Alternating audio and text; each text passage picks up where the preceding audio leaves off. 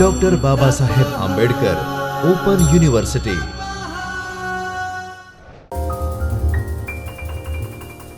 Good afternoon friends, મારું નામ કિંજલ પરમાર છે, assistant professor doctor Baba Saheb Ambedkar open university.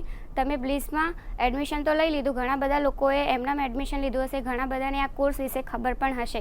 એમાં ઘણા બધા સબ્જેક્ટ આવે છે. એમાંથી આજે આપણે ગ્રંથાલય વર્ગીકરણ સબ્જેક્ટમાં કયા કયા પાસાઓ છે, કયા કયા ટોપિક છે, એના વિશે આપણે આજે ચર્ચા કરીશું. ગ્રંથાલય વર્ગીકરણ શેના માટે ભણવામાં આવે છે અને શા માટે આ ગ્રંથાલય લાઇબ્રેરી સાયન્સ કોર્સમાં જરૂરી છે તે આપણે ગ્રંથાલય વર્ગીકરણમાં ભણીશું. સૌ પ્રથમ કે કોઈ પણ કામ આપણે કરીએ તો એનો કોઈને કોઈ એક ઉદ્દેશ્ય હોય છે. એવી જ રીતે કોઈ પણ વિષય ભણવો હોય તો એનો પણ એક ઉદ્દેશ્ય હોય છે. જેમ ગ્રંથાલય વર્ગીકરણ લાઇબ્રેરી સાયન્સમાં શા માટે ભણવું તેનો પણ એક ઉદ્દેશ્ય છે. સૌ પ્રથમ કે આવી જ રીતે ગ્રંથાલય વર્ગીકરણ વિષય ભણવાની પાછળ અમુક ઉદ્દેશો છે. તે કયા ઉદ્દેશો છે તે આપણે હવે ચર્ચા કરીશું. વર્ગીકરણ શું છે તે જાણવાનું અને તેનું ગ્રંથાલયમાં શું મહત્ત્વ છે તે સમજાવવાનું કે ગ્રંથાલયમાં વર્ગીકરણ શા માટે આપણે ભણવું જોઈએ અને એનું ગ્રંથાલય વિજ્ઞાનમાં શું મહત્ત્વ છે તે જાણવાનું. બીજું કે પ્રેક્ટિકલી ગ્રંથાલયમાં વર્ગીકરણ કેવી રીતે મદદરૂપ છે તે જાણવાનું. એટલે કે આપણે જ્યારે કોઈ પણ લાઇબ્રેરી ડેવલપ કરીએ છીએ તો એ કઈ રીતે ડેવલપ થાય છે, પુસ્તકોની ગોઠવણી કઈ રીતે થાય છે તે તેમાં ગ્રંથાલય વર્ગીકરણ કઈ રીતે આપણને ઉપયોગી બને છે તે જાણવાનો. વિષય સાથે સંકળાયેલી વૈજ્ઞાનિક પદ્ધતિઓ જાણવાનો. એટલે કે આ વિષયમાં કેટલીક વૈજ્ઞાનિક પદ્ધતિઓ છે જેનાથી તમે વર્ગીકરણને આસાનીથી પુસ્તકોની ગોઠવણી કરી શકો છો અને કોઈ પણ જે ઉપભોક્તા છે તેને એને વિષયને લગતી કોઈ પણ માહિતી અથવા તો કોઈ પણ પુસ્તક તેને આસાનીથી મળી રહે તે માટે આપણે અમુક વૈજ્ઞાનિક પદ્ધતિઓની પણ ચર્ચા કરવાની છે. સૌપ્રથમ પ્રસ્તાવના. અનાદિનકાળથી માંડીને આ જ પ્રયત્ન તથા બાલ્યકાળથી માંડીને મૃત્યુ પ્રયત્ન માનવી પોતાની દ્રષ્ટિ સમક્ષ ઉપસ્થિત થતી વસ્તુ કે વિચારોને સમાનતા અને અસમાનતાના માપદંડ વડે જુદા જુદા વર્ગોમાં વિભાજિત કરતો આવ્યો છે, જેને આપણે સામાન્યતઃ વર્ગીકરણ કહીએ છીએ. એટલે કે જ્યારે પણ અનાદિનકાળથી કોઈ પણ માનવી પોતાનું દરેક વસ્તુઓ જ્યારથી તે અલગ અલગ વિકાસ થઈ રહ્યો છે, દુનિયામાં વિકાસ થઈ રહ્યો છે, વિશ્વમાં જે વસ્તુઓનો વિકાસ થઈ રહ્યો છે, માનવી પોતાની વિચાર ક્ષમતા, બુદ્ધિ ક્ષમતાથી એ વસ્તુઓને અલગ પાડતો આવ્યો છે, એના જૂથો બનાવતો આવ્યો છે. તેને આપણે વર્ગીકરણ સામાન્ય રીતે કહી શકીએ. શિક્ષણનો વ્યાપ વધતો ગયો અને વાંચન સામગ્રીનો ઉપયોગ પણ વધ્યો અને આ જ કારણે અસ્તવ્યસ્ત પડેલી વાંચન સામગ્રીને વ્યવસ્થિત કરવાની જરૂર ઊભી થઈ. જેવી રીતે શિક્ષણનો વ્યાપ વધતો ગયો એવી રીતે ગ્રંથાલયોનો પણ વિકાસ વધતો ગયો અને લોકોની વાંચન ટેવમાં પણ વધારો થયો. લોકોને પુસ્તકોની જરૂર પડી અને પુસ્તકો વાંચન માટે તેઓ ગ્રંથાલયમાં આવતા થયા. આના કારણે વાંચનના પુસ્તકો અસ્તવ્યસ્ત થવા લાગ્યા અને લોકો પછી ગ્રંથાલયને તે પુસ્તકોને વ્યવસ્થિત રીતે ગોઠવવા માટે વર્ગીકરણ પદ્ધતિની જરૂર પડી. ક્લાસિફિકેશનનો અર્થ અને વ્યાખ્યા. ક્લાસિફિકેશન એટલે કે વર્ગીકરણ. વર્ગીકરણ શું છે અને એની વ્યાખ્યા. ક્લાસિફિકેશન શબ્દ લેટિન શબ્દ ક્લાસિસ પરથી ઉતરી આવ્યો છે. પ્રાચીન રોમના નાગરિકો તેનો ઉપયોગ તેઓની સંપત્તિની કક્ષા અનુસાર માનવ જૂથ માટે કરતા અને આ જૂથોને વર્ગ કહેતા. ક્લાસિફિકેશન શબ્દ એ લેટિન ક્લાસિફિકેશન ઉપરથી ઉતરી આવ્યો છે. પ્રાચીનના જે રોમના વ્યક્તિઓ હતા એ બધા તેઓની સંપત્તિની કક્ષા એટલે કે કોઈ માનવી પાસે કેટલી સંપત્તિ છે એના પ્રમાણે એ લોકો જૂથો પાડતા હતા કે આ માનવી પાસે આટલી સંપત્તિ છે તો એ એક વર્ગ થયો, બીજી માનવી પાસે બીજી સંપત્તિ છે તો એ એક વર્ગ થયો. એવી રીતે તેઓ વર્ગીકરણ કરતા હતા અને તેનું પરિણામ એટલે કે ક્લાસિફિકેશન. અને જે વર્ગો બનાવે એનું જે પણ પરિણામ આવે એને વર્ગીકરણ કહેવામાં આવતું. અમેરિકાના ખ્યાતિપ્રાપ્ત ગ્રંથપાલ હેનરી બ્લિસના મત અનુસાર વર્ગીકરણ શબ્દના વિકાસને 3 અવસ્થાઓ અથવા તબક્કાઓમાં વહેંચવામાં આવે છે. અમેરિકાના જે ખ્યાતિપ્રસ્ત ગ્રંથપાલ હેનરી બ્લિસે વર્ગીકરણને 3 રીતે વિભાજિત કર્યો છે. વર્ગ. સૌ પ્રથમ તો કોઈ વર્ગ હોય. વર્ગ એટલે કે કોઈ એક સમૂહ, જુદી જુદી વસ્તુઓ સંબંધિત વર્ગમાં સમાવેશ કરવામાં આવે. એટલે કે કોઈ વર્ગ જેમાં અલગ અલગ વસ્તુઓનો સમાવેશ કરવામાં આવે. વર્ગ નિર્માણ. ઘણી બધી વસ્તુઓમાંથી વિશેષતાના આધારે વર્ગ અથવા ઉપવર્ગને નિર્માણ કરવામાં આવે. વર્ગ એટલે કે કોઈ માનવી છે અને આપણે જીવજંતુને જનાવર છે એવી રીતે વર્ગ કહેવામાં આવે. હવે એ વર્ગમાંથી જે વિશિષ્ટ ધરાવતા હોય એવા વર્ગોને અલગ પાડવામાં આવે. જેવી રીતે કે માનવીઓ છે તો એ એક વર્ગ છે. માનવીઓમાં સ્ત્રી અને પુરુષો એ બધી એક અલગ વિશેષતાઓ છે. તો સ્ત્રીઓને અલગ રાખવામાં આવે, પુરુષોને અલગ રાખવામાં આવે. એવી રીતે જીવજંતુઓ છે તો એ પણ એક વર્ગ છે. એમાં પ્રાણીઓ અલગ હોય, પક્ષીઓ અલગ હોય. એવી રીતે વર્ગનું વિભાજન કરવામાં આવે તો એ વર્ગ નિર્માણ થયું. વર્ગીકરણ સમસ્ત વર્ગ અને ઉપવર્ગોને સિદ્ધાંતો અને નિયમો અનુસાર ક્રમબદ્ધ કરવામાં આવે.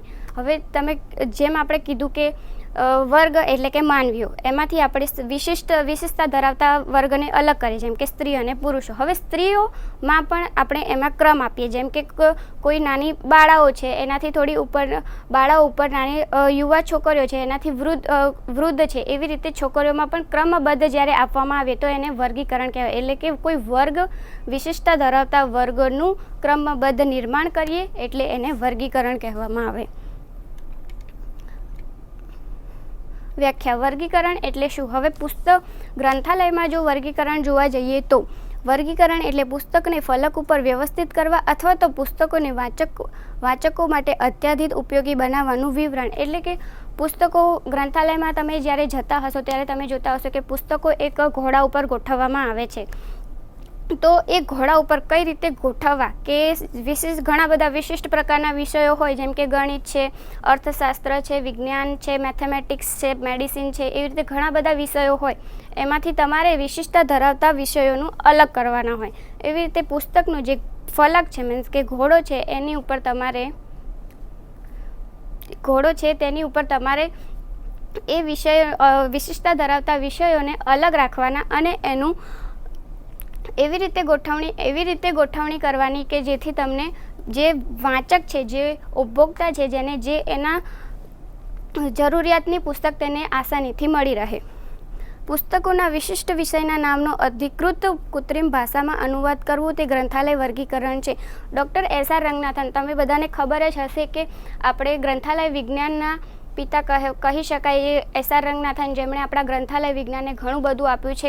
એમ કહેવું હોય તો પણ કહી શકાય કે ડૉક્ટર એસ.આર. રંગનાથને જ ગ્રંથાલય વિજ્ઞાનને ભારતમાં આગળ વધાવ્યું છે. તો એમના દ્વારા ગ્રંથાલય વર્ગીકરણની વ્યાખ્યા શું હતી?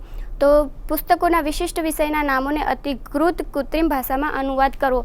કે કોઈ પુસ્તક છે, જેમ કે ગણિત છે, તો એ ગણિત વિજ્ઞાનને કૃત્રિમ ભાષામાં અનુવાદ કરવું. કૃત્રિમ ભાષા એટલે કે કોઈ આંકડામાં એનું અનુવાદ કરવું. એટલે કોઈ પણ યુઝર આવે તો એને ગણિત શબ્દથી ના શોધતા અને એને આંકડાથી એ વિષયની પુસ્તકને શોધે તો એને આસાની રહેશે. આ સાથે વર્ગીકરણ એ એક જ વિશિષ્ટ વિષય પરના અસંખ્ય પુસ્તકોનું પૃથ્થકરણ પણ છે.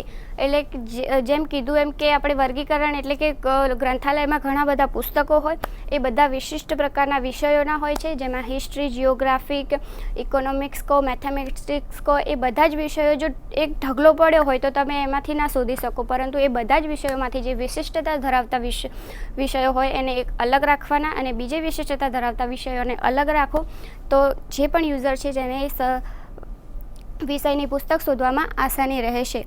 જે કેટલીક ક્રમિક સંખ્યાઓની સહાયતાથી થાય છે અને એ જ વિષયોને પછી ક્રમબદ્ધ રીતે ગોઠવવામાં આવે. એટલે કે 1 નંબર છે, 2 નંબર છે, 3 નંબર છે, એવી રીતે ગોઠવવામાં આવે તો એને વર્ગીકરણ કહીશું.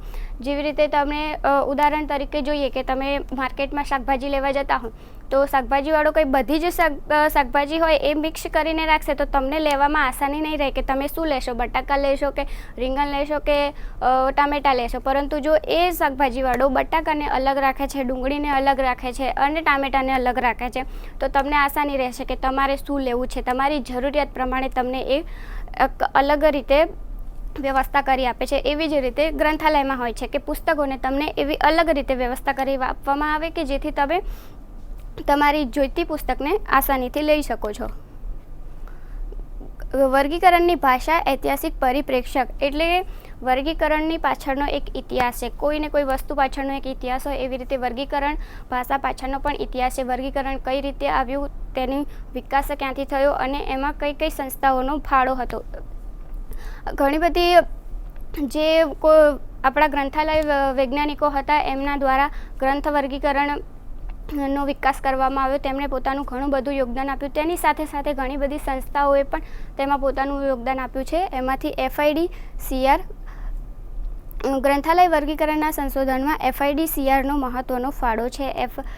ક્લાસિફિકેશન રિસર્ચ માટે FIDCR એક સંસ્થા ડેવલપ કરવામાં આવી. તેણે આ કમિટી 1946માં સ્થાપિત કરવામાં આવી હતી. 1946માં એની સ્થાપના કરવામાં આવી હતી. આ કમિટી દ્વારા ગ્રંથાલય વર્ગીકરણ પર 2 ઇન્ટરનેશનલ સભાઓ 1962માં કરવામાં આવી હતી.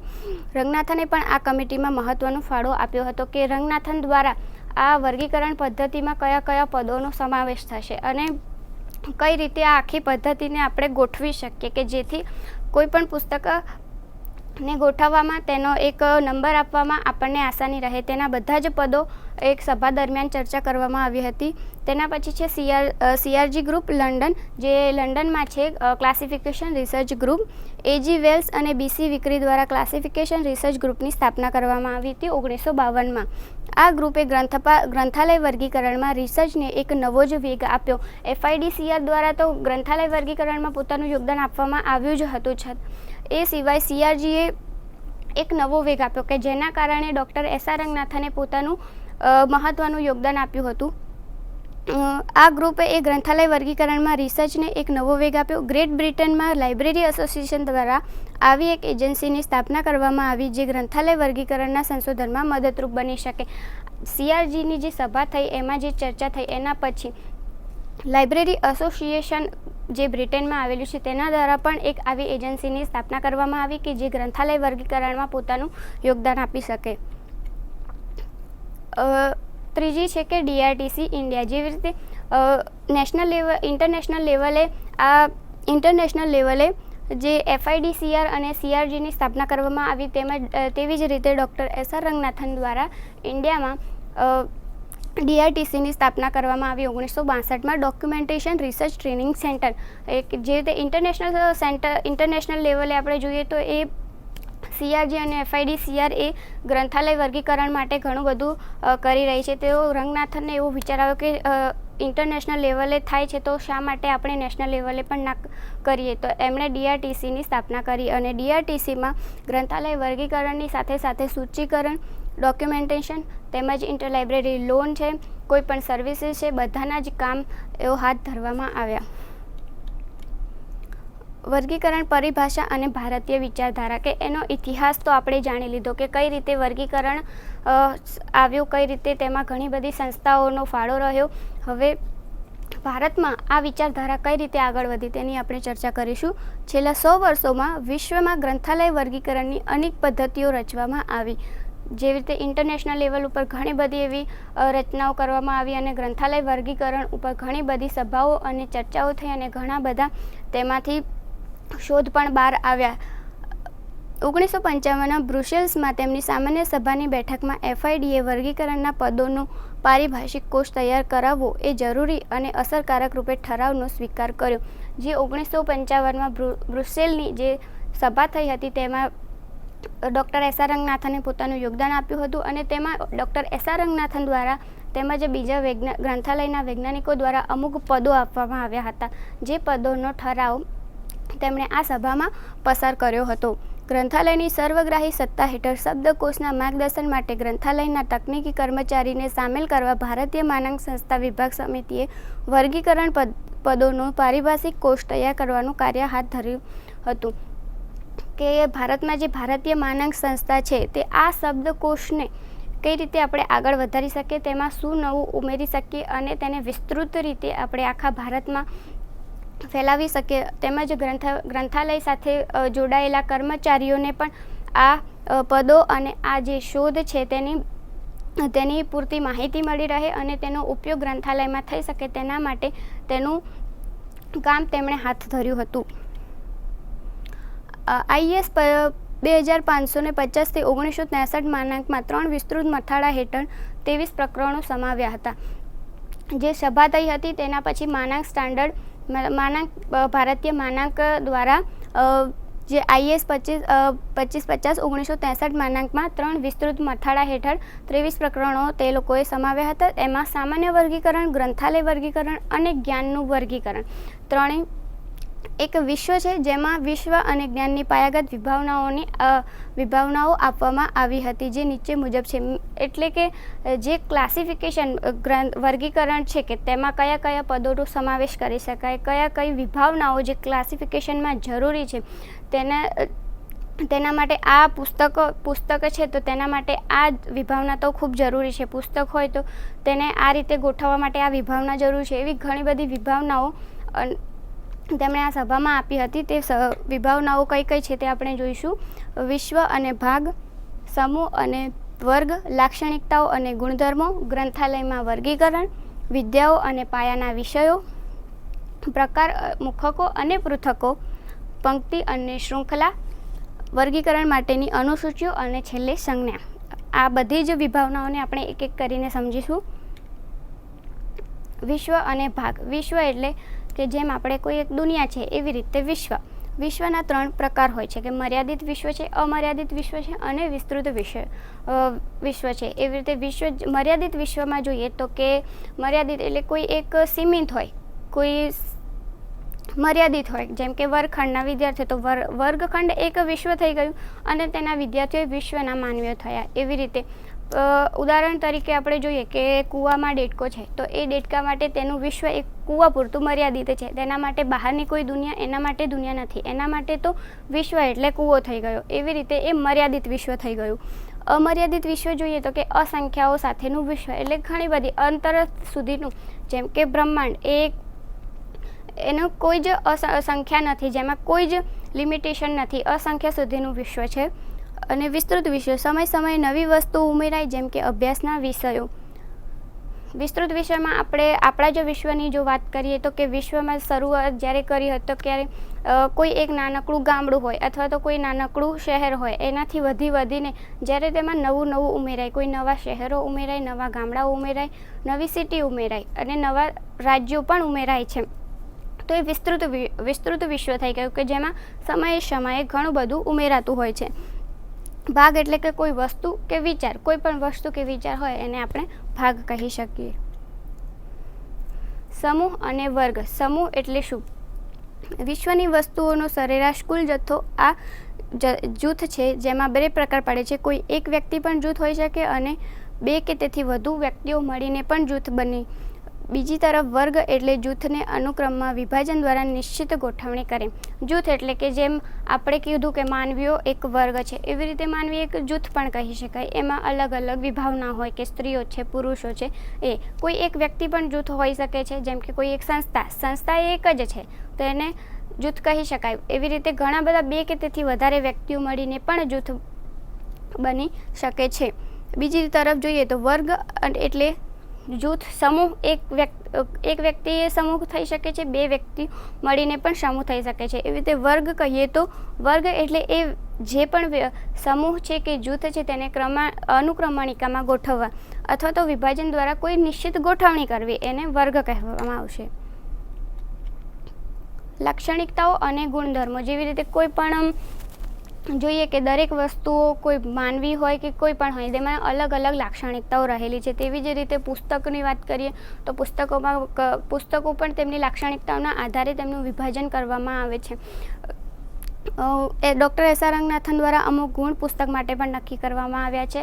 જેમ કે કોઈ બાળક છે તો તે બાળકને મુખ છે એ કોઈ એની લાક્ષણિકતા નથી, જે કોમન છે, જે બધાના હોય છે.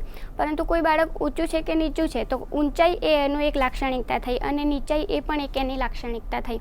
એવી જ રીતે પુસ્તકોમાં પણ કોઈ પુસ્તક જેની પેજની સાઇઝ વધારે છે અથવા તો તે હાર્ડ બાઉન્ડ છે અથવા તો તે પેપર બેક છે અથવા તો પેપરની સાઇઝ ઓછી છે. એવી રીતે પુસ્તકને પણ અલગ અલગ રીતે આપણે એની લાક્ષણિકતાઓ પ્રમાણે અલગ પાડી શકીએ છીએ. જેમ કે બાઉન્ડ વોલ્યુમ્સ હોય તો તેને અલગ કરી શકીએ છીએ, પેપર બેકવાળા પુસ્તકો હોય તેને અલગ કરી શકીએ છીએ, નાની સાઇઝના પુસ્તકોને અલગ રાખી શકીએ છીએ અને ઓવર સાઇઝ એટલે કે વધારે પડતી સાઇઝના પુસ્તકોને પણ અલગ રાખી શકીએ છીએ. તો કે વર્ગીકરણમાં લાક્ષણિકતા અને ગુણધર્મ કઈ રીતે અપનાવી શકાય તો કે કોઈ પણ જો વધારે મોટી સાઇઝના પુસ્તકો હોય તો તેને આપણે એક અલગ રીતે કલેક્શન કરીને રાખી શકીએ છીએ. તો આ વિભાવના હોવી એક જરૂરી છે. આવી રીતે પુસ્તકોના પણ અમુક ગુણ હોય છે. પુસ્તક એવી જ રીતે કે હિન્દી પુસ્તકો છે, ઇંગ્લિશ પુસ્તકો છે, નાટક છે, ગદ્ય છે, સાહિત્ય છે, એમનું પણ એક અલગ અલગ કલેક્શન કરી શકીએ છીએ, જે વર્ગીકરણમાં અલગ રીતે બધા કલેક્શન રાખી શકીએ છીએ. ગ્રંથાલયમાં વર્ગીકરણ જ્યારે વસ્તુ તરીકે પુસ્તકો અથવા માહિતીની બીજી બાબતો હોય તો તેઓનું વર્ગીકરણ એ ગ્રંથાલય વર્ગીકરણ છે. જે રીતે આપણે વર્ગીકરણ કીધું કે માનવી હોય એમાં વર્ગીકરણ થાય છે, એમાં વર્ગ થાય છે, કોઈ જીવજંતુઓ છે તેમાં વર્ગીકરણ થાય છે, તો તેવી જ રીતે પુસ્તકોમાં પણ વર્ગીકરણ થતું રહે છે. પુસ્તકોમાં કોઈ પણ પુસ્તકો છે તેની સમાન વિશેષતા ધરાવતા વિષયોને અલગ રાખીએ તો એ ગ્રંથાલય વર્ગીકરણ કહી શકાય છે. એવી જ રીતે માહિતી હોય તે કે માની લો કે કોઈ કરંટ અવેરનેસ ઇન્ફોર્મેશન છે, જે લેટેસ્ટ ઇન્ફોર્મેશન છે તેને અલગ રાખી શકો છો, અને જે ઐતિહાસિક ઇન્ફોર્મેશન છે તેને પણ તમે અલગ રાખી શકો છો. ગ્રંથાલય વર્ગીકરણ એટલે ગ્રંથાલયમાં વિષયવાર પુસ્તકોની ગોઠવણી એ કારણે ગ્રંથાલય વર્ગીકરણ એ જ્ઞાનની એક શાખા છે. જે રીતે તમને સમજાવવામાં આવ્યું કે ગ્રંથાલયમાં કોઈ પણ વિષયો હોય, એના પુસ્તકો હોય, એને પુસ્તકોની વિષયવાર ગોઠવણી કરીએ, અને એ કારણે ગ્રંથાલય જે વર્ગીકરણ છે એ જ્ઞાનની એક શાખા બની ગઈ છે. ગ્રંથાલયમાં વર્ગીકરણ કરવા માટે અલગ અલગ વર્ગીકરણ પદ્ધતિઓની રચના કરવામાં આવી છે. કે તમે વર્ગીકરણ તો કરી લઈએ, ચલો કે આપણે ગ્રંથાલયમાં પુસ્તકોનું વર્ગીકરણ કરવું છે, પણ એ વર્ગીકરણ કરશો કેવી રીતે? એના માટે કોઈ પદ્ધતિ તો હોવી જોઈએ કે કઈ પદ્ધતિથી તમે વર્ગીકરણ કરી રહ્યા છો. તો તેના માટે ઘણી બધી વર્ગીકરણની પદ્ધતિઓ છે. DDC છે, Dewey decimal classification system, UDC છે, યુનિવર્સલ ડેસિમલ ક્લાસિફિકેશન સિસ્ટમ, અને કોલન, એ બધી વર્ગીકરણની પદ્ધતિઓ છે. આ પદ્ધતિઓ તમને તમારા વર્ગીકરણના પ્રેક્ટિકલ લેક્ચર દરમિયાન સમજાવવામાં આવશે. આની જે આ ત્રણેય પદ્ધતિઓ છે તેની સરખામણીમાં યુકેની જે લાઇબ્રેરી ઓફ કોંગ્રેસની ક્લાસિફિકેશન સિસ્ટમ છે એ પણ એક વિશાળકાય છે. જે ઘણી વખતે કોઈ પણ પુસ્તકનું વર્ગીકરણ જો DDC, UDC કે CCની પદ્ધતિ દ્વારા ન થતું હોય તો ત્યારે આપણે લાઇબ્રેરી ઓફ કોંગ્રેસ ક્લાસિફિકેશન સિસ્ટમનો ઉપયોગ કરીએ છીએ. ગ્રંથાલય વર્ગીકરણમાં રીટા માર્શલના મત મુજબ વિષયના પુસ્તકો અને અન્ય અધ્યતન સ્ત્રોતોનો અથવા તો સૂચિ સંલેખોમાં ગોઠવણી પદ્ધતિ જે કોઈ નિશ્ચિત ચોક્કસ માહિતીની ઈચ્છા ધરાવે છે અથવા તેઓની પસંદગીના વિષયનું અસરકારક તપાસ માટેના વધુમાં વધુ પસંદગીનો સ્ત્રોત પ્રદર્શિત કરે છે. કે ગ્રંથાલય વર્ગીકરણ એ જ કહેવા માંગે છે કે વિષયના જે પુસ્તકો છે અથવા તો અન્ય અધ્યતન સ્ત્રોતો છે, જેની સૂચિઓ છે અથવા તો સંલેખો છે, ગોઠવણીઓ છે, તે પદ્ધતિ જે કોઈ નિશ્ચિત ચોક્કસ માહિતીઓ હોય અને જે રસ ધરાવતા જે યુઝર્સ છે તેમને તે પુસ્તક તેમની એક જગ્યાએથી મળી રહે, તેમને ગ્રંથાલયના બધા જ પુસ્તકો માંથી શોધવાની જરૂર ના પડે, એવી રીતેની એક સિસ્ટમ, અને વધુ ને વધુ તે તેમના પસંદીદા સ્ત્રોતો અને પુસ્તકોને શોધી શકે. નિયમાવલી અને વિષયો. નિયમાવલી અને વિષયો એટલે કે વિષયો જેવી રીતે કહીએ કે વિષયો ઘણા બધા પ્રકારના હોય છે, કે સામાન્ય વિષયો પણ હોય, ગણિત છે, વિજ્ઞાન છે, આપણે જેમ કીધું કે મેડિસિન છે, બાયોટેકનોલોજી છે, સાયન્સ છે. એવી રીતે જ્યારે પણ ગ્રંથાલયમાં કોઈ પુસ્તક આવે તો એનું વર્ગીકરણ કેવી રીતે કરવું, તો એ વિષયોને આધારિત કરવામાં આવે છે. જેમ કે વિષયોમાં પાયાગત વિષયો હોય. પાયાગત એટલે કે જે બેઝિક વિષયો કહી શકાય.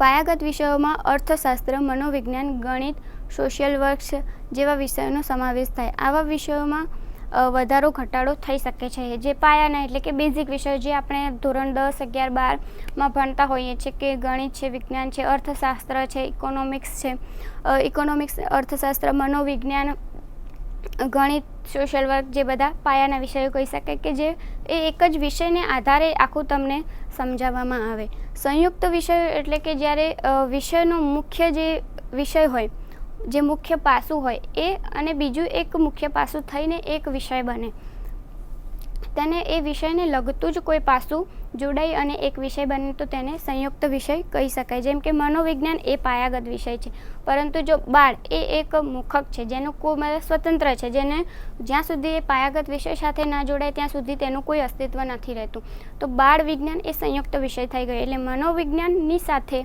એને લગતું પાસું જ્યારે જોડાય, એટલે બાળકોનું મનોવિજ્ઞાન, તો એ બાળકનું મનોવિજ્ઞાન એક સંયુક્ત વિષય થઈ ગયો. એવી રીતે કે બાયોલોજી અને ટેકનોલોજી એ બંને પાયાગત વિષયો છે, પરંતુ જ્યારે બંને વિષયોને ભેગા કરીને કે બાયોટેકનોલોજી એવી રીતે કોઈ વિષય આપવામાં આવે તો એ વિષયને સંયુક્ત વિષય તરીકે ઓળખવામાં આવે છે.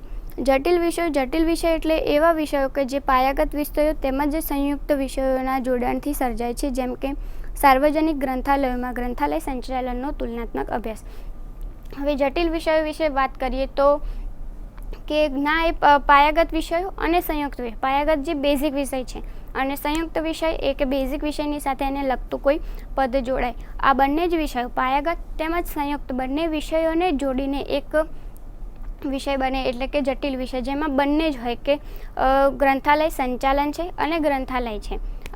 તેવી જ રીતે કેમેસ્ટ્રી અને મેથેમેટિક્સ બંને, કેમેસ્ટ્રી એક બેઝિક વિષય છે, મેથેમેટિક્સ એ પણ બેઝિક વિષય, પરંતુ એ બંનેનો જ્યારે તુલનાત્મક અભ્યાસ કરવામાં આવે તો એક જટિલ વિષય બની જાય છે. અથવા તો મનોવિજ્ઞાન અને બાળ મનોવિજ્ઞાન વચ્ચેનો તફાવત, તો મનોવિજ્ઞાન બેઝિક થઈ ગયો અને બાળ મનોવિજ્ઞાન એ સંયુક્ત વિષય થઈ ગયો. એ બંનેનો તુલનાત્મક અભ્યાસ કરો ત્યારે એ વિષયને તમે જટિલ વિષય કહી શકો છો. શ્રેણીઓ, મુખકો અને પૃથકો. ગ્રંથાલય વર્ગીકરણમાં શ્રેણીઓ, મુખકો અને પૃથકોનું શું મહત્ત્વ છે કે આ તમે વર્ગીકરણ જ્યારે પુસ્તકોનું કરશો તો શ્રેણીઓ, મુખકો અને પૃથકો કઈ રીતે તમને મદદરૂપ થશે? તો કે ગ્રંથાલય વર્ગીકરણમાં શ્રેણીઓ, મુખકો અને પૃથકો એ મહત્ત્વનો ભાગ છે. પૃથક એટલે ક્યારેય કોઈ વિષય હોતો નથી. પૃથક એ સ્વતંત્ર છે, જેનું જ્યાં સુધી એ કોઈ વિષય સાથે સંકળાય નહીં ત્યાં સુધી એનું કોઈ અસ્તિત્વ નથી હોતું. પૃથક જ્યારે કોઈ પાયાગત વિષય સાથે જોડાય ત્યારે તે કોઈ સંયુક્ત વિષય બને છે અને એનું અસ્તિત્વ બને છે. કારણ કે પૃથક એ સ્વતંત્ર છે, જેમ કે બાળક એ સ્વતંત્ર છે, ખંડ એ સ્વતંત્ર છે, દુનિયા સ્વતંત્ર છે. એવી રીતે એ બધા પૃથકો કહી શકાય કે જે જ્યાં સુધી કોઈ વિષયો સાથે ના સંકળાય ત્યાં સુધી તેનું અસ્તિત્વ હોતું નથી. જેમ કે મનોવિજ્ઞાન બેઝિક વિષય કહીએ છીએ અને બાળક એ પૃથક બની જાય, તો બાળકની જ્યારે મનોવિજ્ઞાન પાયાગત વિષય સાથે આપણે જોડીએ ત્યારે એ સંયુક્ત વિષય બને છે ને ત્યારે તેનું અસ્તિત્વ બને છે. એવી જ રીતે મુખકો સમાન લાક્ષણિકતા ધરાવતા પૃથકોના સમૂહને મુખક કહે છે. પૃથકો કહી દીધા તો એવા ઘણા બધા પૃથકો જે સમાન લાક્ષણિકતા ધરાવતા હોય, જેમ કે બાળકો છે તો એવી રીતે સ્ત્રીઓ એ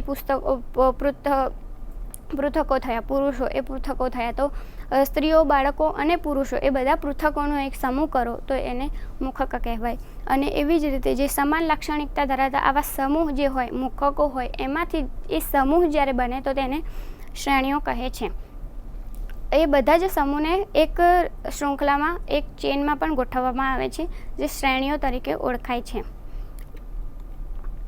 પંક્તિઓ અને શૃંખલાઓ. પંક્તિઓ અને શૃંખલાઓ શું છે? તો વર્ગીકરણમાં પંક્તિઓ જે પૃથકો છે, જે સ્વતંત્ર છે, જે તમને આગળ સમજાવવામાં આવ્યું.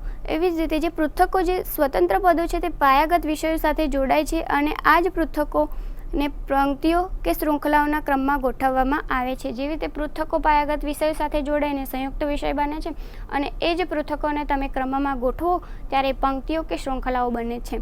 ઉદાહરણ તરીકે લઈએ કે ખંડ. તમને ઉદાહરણ તરીકે સમજાવો કે ખંડ એટલે એક પૃથક થયું જેનું કોઈ અસ્તિત્વ નથી જ્યાં સુધી તે કોઈ પાયાગત વિષય સાથે જોડાય નહીં. તો વિશ્વના બધા જ ખંડો એક પંક્તિની રચના કરે છે. વિશ્વના જેટલા પણ ખંડો છે, જેવી રીતે બધા પૃથકો ભેગા મળે તો એક મુખક બને, એવી રીતે એ બધા જ પૃથકોને જો તમે ક્રમમાં ગોઠવો છો તો એ પંક્તિ થઈ ગઈ. ખંડો જ્યારે ભેગા થાય છે ત્યારે એક મુખક બને છે. બધા જ ખંડો ભેગા થઈને એક સમૂહ થાય તો એને મુખક કહેવાય. પરંતુ જો એ બધા જ ખંડોને ક્રમમાં ગોઠવવામાં આવે તો તેને પંક્તિ કહેવાય. એ પંક્તિની રચના કરે છે. શૃંખલા વિષયના વર્ગો અને તેની પછીની કડીઓનું જોડાણ. એટલે શૃંખલા, જેમ તમને ઉદાહરણ આપીને સમજાવીએ કે વિષય એક વિસ્તૃત છે, વિશ્વ એક વિસ્તૃત છે. એવી રીતે વિશ્વની અંદર ઘણા બધા ખંડો હોય. ખંડની અંદર દુનિયા, ખંડની અંદર દેશો આવે, દેશોની અંદર રાજ્યો, રાજ્યોની અંદર જિલ્લા, જિલ્લામાં તાલુકા, તાલુકામાં શહેર, શહેરમાં ગામડા અને ગામડામાં ઘરો. એવી રીતે એક ચેન બને. એ ચડતા કે ઉતરતા ક્રમમાં હોઈ શકે છે. તો એ બંને શૃંખલાઓ જ કહેવાય. જો ચડતા ક્રમમાં જઈએ તો કે કોઈ ઘર છે, ઘર એ સિટીમાં છે, સિટીથી તમે ગામડું, ગામડાથી શહેર, શહેરથી રાજ્ય, તાલુકો, તાલુકાથી રાજ્ય ને રાજ્યથી દેશ ને દેશથી ખંડ, એવી રીતે તમે પહોંચી શકો છો. તો એ એક શૃંખલા કે જે તમને ચેનમાં ગોઠવે છે. અને પંક્તિઓ એ એક પૃથકોને અલગ ક્રમમાં ગોઠવે છે, જેમાં કોઈ ચડતો કે ઉતરતો ક્રમ નથી. તેમાં બધા જે સરખા હોય છે, ખંડો બધા સરખા છે અને તેનું એક ક્રમમાં ગોઠવણી કરવામાં આવે. પરંતુ જો શૃંખલાઓમાં જોઈએ તો તેને એક ઉતરતા કે ચડતા ક્રમમાં ગોઠવવામાં આવે. વર્ગીકરણના અનુસૂચિઓ. હવે ગ્રંથાલય વર્ગીકરણમાં અનુસૂચિઓ એટલે શું? તો વર્ગીકરણ તરીકે વર્ગોની પદ્ધતિસર અને વિસ્તૃત યાદીને અનુસૂચિઓ તરીકે ઓળખાય છે. જે પણ વર્ગો છે, વિષયો છે, તેના પદ્ધતિસર રીતે ગોઠવીએ તો તેને અનુસૂચિઓ તરીકે ઓળખવામાં આવે છે. આ અનુસૂચિઓ તેની સાથે બધા જ વર્ગોનું વર્ણાનુક્રમ અનુસૂચિઓ હોય છે અને એ સાથે સામાન્ય પેટા વિભાગોને દર્શાવવામાં આવે, જેને વર્ગીકરણ પદ્ધતિ કહેવામાં આવે છે. જેમ કે વિષયો છે, મેઇન વિષય, તેની સાથેનો સબ વિષય હોય, એ બધાને પેટા વિભાગોને એક ક્રમમાં ગોઠવવામાં આવે, વર્ણાનુક્રમ કરવામાં આવે તો તેને વર્ગીકરણ કહેવામાં આવે છે. તેમાં વર્ગીકરણમાં સામાન્ય રીતે જોઈએ તો બે રીતે વર્ગીકરણ હોય છે કે ગણનાક્ષમ અને મુખક. ગણનાક્ષમમાં ભૂતકાળ, વર્તમાનકાળ અને સંભવિત ભવિષ્યમાં આવનાર બધા જ વિષયોની અનુસૂચિઓ. Thank you friends. હવે આપણે વર્ગીકરણના અનુસૂચિઓનું આગળના લેક્ચરમાં ચર્ચા કરીશું.